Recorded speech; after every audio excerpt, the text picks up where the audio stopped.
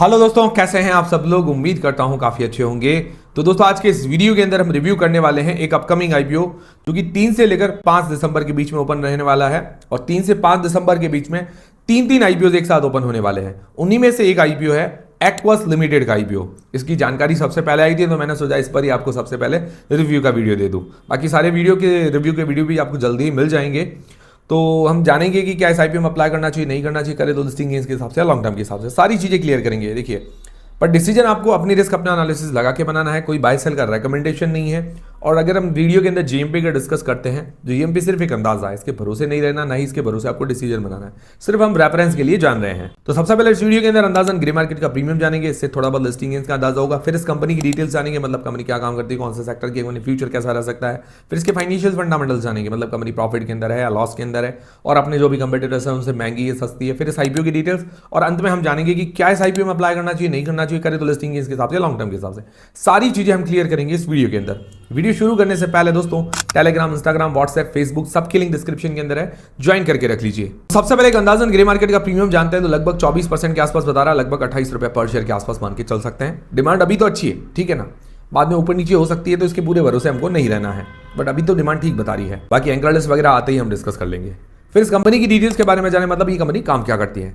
तो कंपनी जो है इनकॉर्पोरेट हुई थी करीब 2000 के अंदर, मतलब हो गए हैं इसको 25 साल अपने ही सेक्टर के अंदर, मतलब अब अच्छा खासा एक्सपीरियंस हो गया है। कंपनी सिंपल भाषा में आपको समझा देता हूं, मतलब सिंपल। तो ये कंपनी है कि एरोस्पेस जो होता है, मतलब एरोप्लेन वगैरह जो होते हैं, जो एरोस्पेस इंडस्ट्रीज जिसको बोलते हैं, उसके रिलेटेड पार्ट्स, इक्विपमेंट्स ये कंपनी मैन्युफैक्चर करती है। उसी के साथ साथ जो किचन अप्लायंसेस वगैरह होते हैं, ठीक है ना, कुकवेयर वगैरह जिसको बोलते हैं, उसके अलावा छोटे मोटे टॉयज होते हैं, जो आउटडोर टॉयज, मतलब उड़ने वाले वगैरह इस तरह के, वो टॉयज भी ये मैन्युफैक्चर करती है। ज्यादातर इसका रेवेन्यू 95% एरोस्पेस इंडस्ट्री से आता है। बाकी कुकवेयर और जो टॉयज है वहां से लगभग 5% का रेवेन्यू जनरेट होता है। तो एरोस्पेस इंडस्ट्रीज के अंदर ही क्या मैन्युफैक्चर करती है, प्रोडक्ट्स क्या है, तो इंजन सिस्टम पार्ट्स है, लैंडिंग गियर पार्ट्स है, कार्गो और इंटीरियर है, स्ट्रक्चर असेंबलीज है, उसके अलावा टर्निंग कंपोनेंट्स है, ये कुछ मैन्युफैक्चर करती है। उसके अलावा कुकवेयर वगैरह, कुकवेयर जो भी किचन अप्लायंसेज आती है और टॉयज वगैरह ये मैन्युफैक्चर करती है, ये इसका काम है। मेनली मैंने आपको बता दिया, एरोस्पेस से 95%, बाकी अदर से 5% का रेवेन्यू जनरेट होता है। एक्सपोर्ट से इसकी इनकम ज़्यादातर होती है 88% की, 12% इंडिया डोमेस्टिक से होती है, ठीक है, ये चीज़ भी क्लियर है। और इसके क्लाइंट बेस अगर देखें तो बड़े बड़े इसके क्लाइंट्स हैं, जैसे आप बोइंग का नाम आपने सुना होगा, मतलब जो एरोप्लेन वगैरह आते हैं ज़्यादातर बोइंग है, दूसरी आती है एयरबस, तो ये दोनों इसके क्लाइंट्स हैं। उसके अलावा सैफ्राम्स, कॉलिंस, ये भी इसके क्लाइंट्स हैं, और भी बड़े बड़े इसके काफ़ी क्लाइंट्स हैं। तो ओवरऑल अगर देखा जाए इसका सेक्टर अच्छा है, क्लाइंट बेस अच्छा है, ये जो काम करे काफ़ी अच्छा है। तो यहाँ तक तो अच्छी बातें नजर आ रही है। अब इसके फाइनेंशियल फंडामेंटल्स भी जान लेते हैं, क्योंकि 2023 से 2025 तक दिए गए हैं।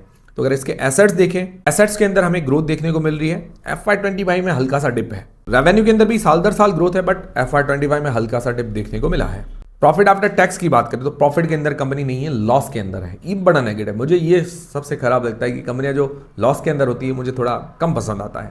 बाकी इसका एबिटा वो भी साल दर साल कम हुआ है, मतलब जो टैक्स वगैरह से पहले, इंटरेस्ट लगाने से पहले जो प्रॉफिट होता है वो भी घटा है। नेटवर्थ भी थोड़ी कम हुई है। रिजर्व्स इस साल इसके पॉजिटिव्स में करीबन 200 करोड़ रुपए के रिजर्व्स हैं। बोरोइंग्स इसके ऊपर उधारी बढ़ी है, 533 करोड़ रुपए की उधारी है, और डेट टू इक्विटी रेशियो 0.99 का है, ये बड़ा नेगेटिव है। बट एक अच्छी बात ये लगी कि आईपीओ के पैसे से 433 करोड़ रुपए अपना उधारी चुकाएगी, डेट पे करेगी, ये अच्छी बात है। उसके बाद डेट काफी कम हो जाएगा, बट कंपनी लॉस के अंदर इसको प्रॉफिटेबल होना पड़ेगा आने वाले टाइम में, तो ये अच्छी साबित हो सकती है। कि ROE वगैरह ये सब नेगेटिव है। मार्केट कैप इसका बनेगा 8,300 करोड़ रुपए का, स्मॉल कैप कंपनी होगी, बट ज्यादा छोटा भी मार्केट कैप नहीं है, तो ज्यादा इतना रिस्की नजर नहीं आ रहा है। बाकी बात करें वैल्यूएशंस की, तो पी इसका नेगेटिव है, प्राइस टू अर्निंग्स रेशियो, और प्राइस टू बुक है 9.94 का। जैसे अंबर है, कायंस टेक्नोलॉजीज है, डिक्सन टेक्नोलॉजीज, ये बड़ी बड़ी कंपनियां इससे, और भी इसके सेक्टर में छोटी कंपनीज भी है, तो ये भी छोटी है, ज़्यादा बड़ी कंपनी नहीं है अभी। तो उनका पी 73 से 417 के बीच में निकल कर रहा था, मतलब 73 से लेकर 417 के बीच में, और उनका प्राइस टू बुक है 7 से लेकर 30 के बीच में, इसका है 10 का। तो ओवरऑल वैल्यूएशंस देखिए, प्राइस बैंड वाइज देखे तो ओके, मतलब ज़्यादा सस्ती नहीं कह सकते बट ज्यादा महंगी भी नहीं है। कंपनी प्रॉफिट के अंदर होती तो ये भी ठीक लगता है, बहुत अच्छा लगता। फाइनेंशियली फंडामेंटली थोड़ी सी वीक है कंपनी। फिर इस आईपीओ की डिटेल्स के बारे में बात करें तो 3 से लेकर 5 दिसंबर के बीच में आईपीओ ओपन रहेगा। फेस वैल्यू 10 रुपए पर आ रहा है। प्राइस में रखा गया 118 रुपए से लेकर 124 रुपए के बीच में 120 शेयर्स का ये लॉट है। टोटल इसका इश्यू साइज है 921 करोड़ रुपए का। इसके अंदर फ्रेश इश्यू है 670 करोड़ रुपए के। 433 करोड़ रुपए डेट पे करेगी, बाकी कुछ कंपनी की ग्रोथ में पैसा काम में आने वाला है। 251 करोड़ रुपए का ओएफएस है। प्रमोटर की होल्डिंग पहले 64% की, बाद में 59% के आसपास की रह जाएगी। ठीक है, होल्डिंग तो अच्छी है। एम्प्लॉइज को 11 रुपए का डिस्काउंट दिया गया है। रिटेल पोर्शन 10% का और लिस्टिंग डेट है 10 दिसंबर को। ये है कंप्लीट आईपीओ की डिटेल्स। अब सबसे मेन सवाल यह है कि क्या आईपीओ में अप्लाई करना चाहिए, नहीं करना चाहिए, करे तो लिस्टिंग के हिसाब से, लॉन्ग टर्म के हिसाब से। देखिए मैं सारी चीजें आपके क्लियर करूंगा। डिसीजन आपको अपनी रिस्क, अपना एनालिसिस लगा के ही बनाना है। कोई भी बाय सेल का रिकमेंडेशन नहीं है। सबसे पहले जो लोग लिस्टिंग के हिसाब से अप्लाई करना चाहते हैं तो जनरली हम हमारे 4 पैरामीटर्स देखते हैं। नॉलेज, जैज पैरामीटर, सिर्फ रिस्क मापने के लिए, बाकी कुछ नहीं। और अभी की कंडीशन में डिमांड क्या है, रिस्क क्या है, वही देखते हैं। तो सबसे पहली चीज है जीएमपी अभी तो अच्छी बता रही है 24% के आसपास। मिनिमम हमारा क्राइटेरिया था कि 20% हो तो ठीक है। तो यहाँ पर जीएमपी में 1 पॉइंट मिल जाता है। वैल्यूएशंस प्राइस बैंड वाइज मुझे सही लग रहा है, तो मैं आधा पॉइंट इसके अंदर देना चाहूंगा। ज़्यादा महंगा नहीं, ज़्यादा सस्ता भी नहीं है, ठीक है ना। फिर एंकरलेस और सब्सक्रिप्शन आना बाकी है। सब्सक्रिप्शन अगर अच्छा मिल जाएगा, क्योंकि अगर जीएमपी अच्छी हुई तो।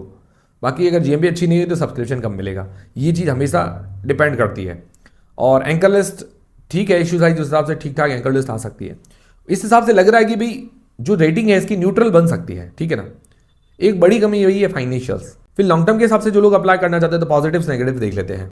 पॉजिटिव में ये कि इसका सेक्टर शानदार है, एरोस्पेस इंडस्ट्री से है और ज्यादातर इसका रेवेन्यू 95% का वहीं से जनरेट होता है। ये काफी अच्छी बात है। और इसका कस्टमर बेस बढ़िया है। जो टॉप एरोप्लेन मैन्युफैक्चर करती है वो क्लाइंट्स इसके एयरबस है, बॉइंग वगैरह है। और फ्रेश इश्यू अपना काफी हद तक डेट पे कर रही है, ये भी काफी अच्छी बात है। और प्राइस में मुझे थोड़ा सा अट्रैक्टिव लगा, हालांकि ज्यादा सस्ता नहीं बट थोड़ा अट्रैक्टिव तो है।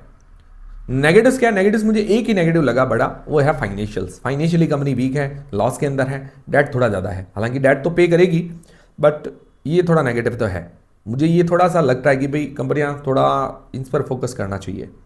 बाकी वैल्यूएशंस हल्की फुल्की और सस्ती करते तो बढ़िया रहता। बाकी अगर इसका फाइनेंशियल्स अच्छे होते तो मुझे लगता है टॉप कंपनी होती, टॉप मतलब बहुत अच्छी कंपनी साबित हो जाती। तो ओवरऑल कंक्लूजन ये है कि भाई आईपीओ ये लेके आ रही है, उससे अपना डेट पे कर रही है, ठीक है। और कुछ कंपनी की ग्रोथ में पैसा काम में लेगी तो आने वाले टाइम में सुधार करती है, अपने फाइनेंशियल सुधारती है, प्रॉफिट के अंदर आती है, अपना डेट कम करती है। तो मुझे लगता है ये अच्छी कंपनी साबित हो सकती है, ठीक है ना। बाकी अभी के लिए ये रिस्क बना हुआ है। बाकी ओवरऑल फाइनेंशियल्स के अलावा मुझे ज़्यादा कोई रिस्क नहीं लगा। मतलब अच्छी कंपनी, अट्रैक्शन तो है इसके अंदर, कस्टमर बेस वगैरह सेक्टर से इसका अट्रैक्शन है। तो ये चीज़ क्लियर है।